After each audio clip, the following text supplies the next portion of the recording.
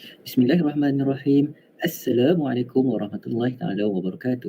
InsyaAllah pada hari ini kumpulan kami akan membentangkan bertajuk hujah kesahan dan faktor-faktor yang mempengaruhi kesahan. Yang dihormati Dr. Diana binti Bukhari, seterusnya rakan-rakan daripada pembentang. Saya Muhammad Rafiq Hijazi bin Ahmad Fauzi, 829173. Seterusnya Ahmad Zaim bin Ahmad Mustafa, 829160. Seterusnya Ainur Syazwani binti Zamri, 829214. Yang terakhir Nur Hafina Zifa binti Arifin, 829219. Antara perbincangan yang akan dibentangkan iaitu berkaitan dengan kesahan dan pengesahan, hujah kesahan, hubungan antara kepercayaan dan kesahan, tafsiran markah, kegunaan ujian, penskoran, proses ujian dan pentadbiran dan ciri-ciri ujian. Tanpa membuang masa, kita akan teruskan kepada kesahan iaitu validity dan pengesahan validation. Kesahan adalah mengenai tafsiran yang diberikan kepada markah ujian daripada markah itu sendiri. Kesahan juga merujuk kepada sejauh mana bukti dan teori menyokong tafsiran skor yang ujian diperlukan oleh penggunaan markah ujian yang dicadangkan. Pengesahan ialah sejenis aktiviti yang dijalankan penyelidik untuk mengetahui sama ada sesuatu ujian itu mempunyai sifat kesahan. Ringkasnya, kesahan merujuk kepada penggunaan ujian, manakala pengesahan merujuk kepada sesuatu aktiviti. Hujah kesahan. Kesahan hujah merujuk kepada struktur hujah tersebut. Hujah yang sah ataupun valid bermakna kesimpulan hujah itu diimplikasikan oleh premisnya. Jika hujah itu sah dan premisnya benar, kesimpulan hujah itu mesti benar secara perlu. Sebaliknya, dalam sebuah hujah yang tidak sah ataupun invalid, kesimpulannya tidak diimplikasikan oleh premis hujah. Sesuatu penghujahan itu dianggap sah apabila jika ia secara logiknya benar ketika sesuatu tanggapan atau premis itu adalah benar. Kesahihan adalah prinsip bahawa jika semua premis adalah benar, kesimpulan juga mestilah benar. Hujah yang sah dan mempunyai premis benar dikatakan sebagai hujah yang kuat. Hujah kesahan. Sebagai contoh, semua lukisan Ahmad adalah karya seni hebat. The Mona Lisa adalah lukisan Ahmad. Oleh itu, The Mona Lisa adalah karya seni hebat. Huraian, walau bagaimanapun premis benar dan kesimpulan yang benar tidak semestinya membuat hujah yang sah. Ini adalah keperluan logik kesimpulan menurut premis yang membuat hujah yang sah. Sebagai contoh, hujah berikut mempunyai premis palsu dan kesimpulan yang salah. Tetapi ia adalah hujah yang masih sah kerana ia mengikuti bentuk logik yang sama seperti contoh di atas. Di samping itu, kita lihat pada contoh yang seterusnya, semua buah adalah berwarna merah. Langsat berwarna merah. Oleh itu, semua buah langsat berwarna merah. Hujah yang tidak sah dipanggil hujah tidak sah. Hujah boleh menjadi tidak sah walaupun ia mempunyai premis yang benar dan kesimpulan yang benar. Ini berlaku apabila kesimpulan tidak mengikuti penaklukan deduktif. Seterusnya, untuk mencipta hujah kesahan, kita boleh mula bertanya soalan seperti, adakah skor mencerminkan tahap sifat yang ingin diukur? Adakah markah digunakan mengikut cara yang dimaksudkan dan membawa kepada hasil dan keputusan internet? Seterusnya saya akan serahkan kepada rakan saya, saudari Ainur untuk meneruskan pembentangan pada hari ini. Dipersilakan. Terima kasih Rafiq. Jadi untuk menjawab setiap persoalan yang tadi yang mengenai hujah kesahan, kita kena tahu apa faktor-faktor yang mempengaruhi kesahan. Antara faktor-faktornya ialah ciri-ciri ujian, proses ujian dan pentadbiran, penskoran, tafsiran pemarkahan dan juga kegunaan ujian. Baiklah, sebelum kita pergi pada faktor yang pertama iaitu ciri-ciri ujian, apa yang dimaksudkan dengan ujian?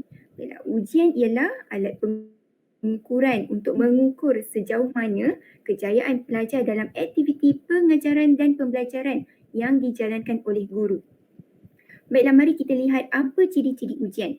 Antaranya, arahan item yang tidak jelas, susunan item yang tidak betul, struktur ayat yang terlalu sukar, tempoh ujian, membaca kosakata dan struktur ayat yang terlalu sukar, tahap kesukaran item ujian tidak sesuai dan pembinaan item ujian yang kurang baik. Baiklah, seterusnya, pelbagai faktor mempengaruhi kesahan ujian itu. Kelemahan membina ujian atau soalan atau item dalam situasi seperti berikut. Pertama, pembina tidak mengawal aras kesukaran ujian dengan baik. Sama ada soalan ujian itu terlalu susah atau senang. Ini akan menyebabkan skor calon tidak tersebar meluas di sepanjang senarai skor daripada rendah hingga ke tinggi. Jadi ini bermakna butiran ujian ataupun soalan atau item itu tidak dapat mendiskriminasikan calon. Kemudian penulisan ayat yang kabur sama ada dalam arahan atau soalan. Apakah perlu ditulis dengan jelas, iaitu bagaimana calon perlu memberikan respon pada tugasan. Seterusnya, penggunaan perbendaharaan kata yang tidak sesuai dengan aras umum pelajar. Terdapat petunjuk dalam soalan yang memudahkan calon memberikan respon dan juga kesalahan dalam mengenal pasti objektif pentaksiran dalam butiran ujian yang dibekalkan. Contohnya, seorang pembina yang ingin menguji kemahiran menganalisis tetapi membekalkan soalan yang berada pada tahap kefahaman. Baiklah, ciri seterusnya ialah proses ujian dan pentadbiran. Antara yang terkandung dalam proses dan pentadbiran ujian ialah penskoran jawapan calon yang tidak boleh dipercayai, arahan tidak jelas, masa tidak mencukupi, fizikal dan psikologi yang tidak kondusif, ujian yang sukar dan panjang, serta ketidakadilan dan penipuan dalam ujian. Jadi untuk mengetahui dengan lebih lanjut mengenai proses dan pentadbiran ujian, saya serahkan kepada rakan saya iaitu Zain. Terima kasih diucapkan kepada sahabat saya Ainur. Saya Ahmad Zain bin Ahmad Mustafa akan menerangkan kepada anda proses ujian dan pentadbiran. Dari struktur ujian, jika boleh, ujian di bilik darjah jangan terlalu pendek atau terlalu panjang. Ini akan menjejaskan kesahan. Seperti mana yang kita mengetahui, kesahan merujuk kepada ketepatan sesuatu ukuran. Sama ada ukuran tersebut mengukur apa yang ingin diukur. Jadi ini adalah kerana struktur ujian merupakan sampel daripada sekumpulan soalan yang mungkin disoal. Jadi sekiranya ujian itu terlalu pendek, sukar untuk membekalkan cakupan yang mewakili prestasi yang diharapkan. Struktur ujian biasanya dimulakan dahulu soalan yang senang diikuti dengan soalan yang susah, seperti mempunyai aras soalan seperti sederhana, rendah dan juga aras tinggi. Dari segi pentadbiran ujian, banyak bentuk kelemahan yang berlaku dan menjejaskan kesahan ujian. Contohnya, masa yang tidak mencakupi. Masa yang tidak mencakupi untuk menjawab soalan sering berlaku kerana pemeriksa ataupun pengawas peperiksaan memulakan ujian terlalu awal dan menghabiskan ujian itu dengan terlalu cepat. Jadi, masa yang diperuntukkan itu tidak mencukupi. Terusnya, pertolongan yang tidak adil yang diberikan oleh pengawas peperiksaan.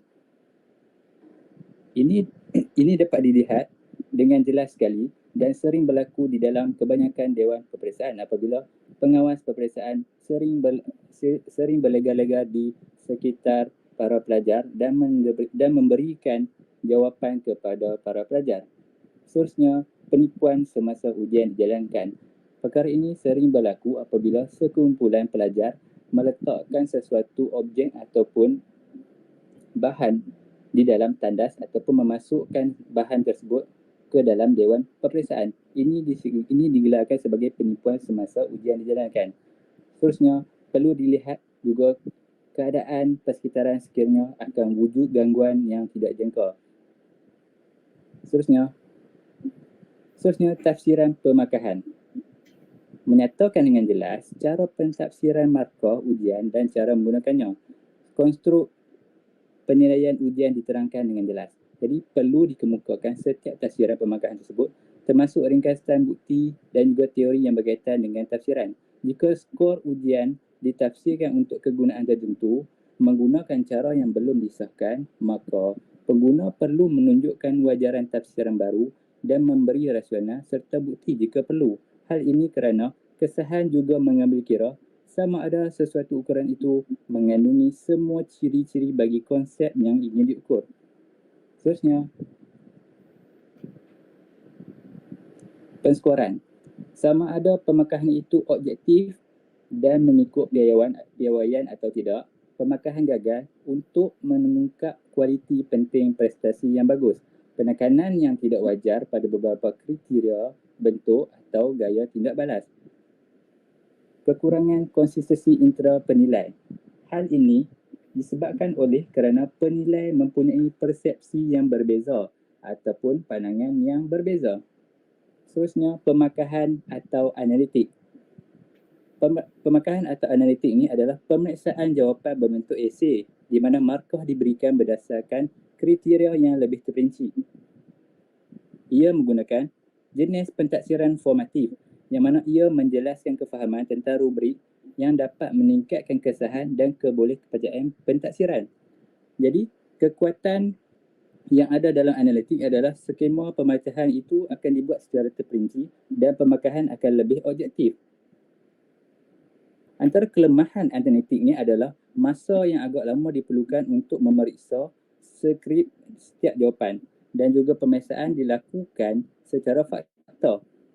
Selain itu, pemeriksaan juga akan dilakukan secara bersifat negatif. Seterusnya, pemeriksaan secara holistik. Pemeriksaan secara holistik ini, Rafiq, slide sebelum. Pemakahan terlalu holistik. Yang mana kita dapat ketahui adalah holistik ni adalah pendekatan general impression ataupun whole impression berdasarkan perbandingan sesuatu sampel esei atau penulisan yang telah ditetapkan. Jenis pentaksiran yang digunakan dalam holistik ini adalah pentaksiran sumatif yang mana ia menggunakan skala kemudian diterjemahkan kepada cemerlang, baik ataupun sederhana. Kekuatannya adalah ia dapat menilai jawapan secara keseluruhan dan ia tidak mengambil masa yang sangat panjang untuk memeriksa skrip. Antara kelemahan holistik ini adalah ia tidak dapat memberikan maklumat yang jelas dan terperinci. Terdapat perselisihan markah antara pemeriksa dan juga pemeriksaan sesuai dijalankan oleh orang yang menguasai bidang berkenaan. Contoh rubrik bagi holistik ini adalah cemerlang, baik dan juga sederhana. Iaitu contohnya cemerlang tu, semasa perbincangan, idea-idea dilontarkan itu adalah bernas dan pelajar menunjukkan ciri-ciri kepimpinan yang sangat tinggi. Okey, seterusnya. Kegunaan ujian. Menurut pandangan Prof. Emeritus Datuk Dr. Teo Kok Siong berkaitan dengan subjek sains dan matematik yang tidak sewajarnya diukur untuk kemahiran berbahasa. Yang mana kita dapat lihat artikel tersebut yang bertajuk Sains Matematik bukan cara tingkat kemahiran berbahasa. Yang mana kita dapat ketahui kemahiran bahasa sepatutnya diuji untuk subjek bahasa Inggeris. Yang mana kita ketahui juga pelajar yang lemah dan tidak menguasai bahasa Inggeris mempunyai skor yang rendah walaupun dia mahir dalam subjek matematik dan juga sains. Jadi skor ini tidak sah kerana ia mengukur sesuatu yang relevan berdasarkan kriteria pengujian. Skor itu menjadi tidak sah kerana ia mengukur sesuatu yang tidak relevan. Jadi ini menyebabkan faktor-faktor itu menjadi tidak sah. Seterusnya saya serahkan kepada sahabat saya Ifah. Baik, terima kasih Saudara Zaim. Kita lihat kepada peperiksaan online bagi memasuki perkhidmatan awam. Ini adalah soalan SPA yang mana menggunakan pilihan teknik pengujian secara atas talian iaitu online. Dan kaedah mentadbir ini sedikit slow ataupun lambat dan boleh berlaku blackout semasa ujian diambil kerana ianya adalah secara atas talian dan bergantung kepada individu. Dan tempoh masa yang diberikan adalah tidak mencukupi dan apabila peperiksaan secara atas talian ini menyebabkan ketidakadilan dan penipuan dalam ujian kerana calon boleh memberi peluang kepada orang yang bukan calon untuk menjawab ujian tersebut. Baik, yang seterusnya ialah sijil untuk muat. Okey, ujian muat ini dilakukan berdasarkan soalan ramalan dan para pelajar menghafal soalan yang bakal ditanya. Kerana mengandungi 4 item, okey, yang pertama adalah writing, yang mana pelajar boleh menggunakan soalan ramalan yang lalu untuk dilakukan latihan. Begitu juga dengan listening, boleh bersedia untuk mendengar, dan reading, boleh bersedia untuk menjawab, dan yang terakhir adalah speaking, yang mana mereka boleh mencuba latihan dengan rakan-rakan menggunakan soalan ramalan yang lepas. Okey, yang seterusnya adalah satu keratan akhbar 6 juta tiada lesen memandu sah. Okey, kalau kita lihat kaedah mentadbir ujian tersebut adalah menggunakan teknologi untuk mengambil ujian. Okey, ujian komputer ataupun secara mudahnya kita sebut ujian komputer lah. Okey, ianya tidak adil bagi orang tua yang tidak berpendidikan. Walaupun peperiksaan ini disebut sebagai umum mengenai pemanduan, tetapi tidak adil sekiranya ada orang yang tidak mengetahui mengenai teknologi. Dan kerana masa ujian yang diberikan adalah singkat, dan kalau tidak silap saya dalam masa 1 jam beberapa minit macam tu. Dan ini bagi mereka yang kurang mahir, maka ianya menjadi masa yang sangat suntuk untuk mereka. Tetapi bagi mereka yang mahir, ianya menjadi satu perkara yang sangat mudahlah. Okey, baik, kita lihat kepada hubungan antara kebolehpercayaan dan kesahan. Kebolehpercayaan dan kesahan ni sangat berkait rapat. Okey, skor ujian tidak boleh dianggap sah, melainkan ukuran yang terhasil daripadanya boleh dipercayai. Keputusan ataupun skor daripada ujian boleh dipercayai tetapi tidak semestinya sah. Kebolehpercayaan ataupun konsisten dan tidak sah mengukur secara konsisten atau tetapi tidak mengukur apa yang dimaksudkan untuk mengukur. Boleh dipercayai iaitu konsisten dan tidak sah bermaksud mengukur secara konsisten tetapi tidak mengukur apa yang dimaksudkan untuk mengukur iaitu binaan tidak stabil. Tidak boleh dipercayai pula iaitu tidak konsisten dan sah ukuran tidak konsisten tetapi mengukur apa yang dimaksudkan untuk diukur. Dan yang seterusnya ialah kebolehpercayaan iaitu konsisten dan sah mengukur apa yang dimaksudkan untuk mengukur iaitu stabil membina. Kesimpulannya dekat sini, kesahan juga mengambil kira sama ada sesuatu ukuran itu mengandungi semua ciri-ciri bagi konsep yang ingin diukur. Terdapat 5 faktor yang mempengaruhi kesahan iaitu ciri-ciri ujian, proses dan pentadbiran ujian, penskoran, tafsiran pemakahan dan kegunaan ujian. Ujian kesahan dilaksanakan bagi mempertahankan kejituan instrumen daripada terdedah kepada kecacatan. Semakin tinggi nilai dan tahap kesahan dan kebolehpercayaan instrumen, maka semakin jitu data-data yang akan diperoleh. Kebenaran dan kesahan adalah dua kualiti argumen yang membantu kita menentukan sama ada kita dapat menerima kesimpulan hujah ataupun tidak. Perbezaan utama antara kebenaran dan kesahihan, kebenaran adalah hak milik premis dan kesimpulan sedangkan kesahan adalah hak milik hujah. Kesahan merujuk kepada ketepatan sesuatu ukuran, sama ada ukuran tersebut mengukur apa yang ingin diukur. Baik, itu sahaja daripada kumpulan kami. Sekian, terima kasih.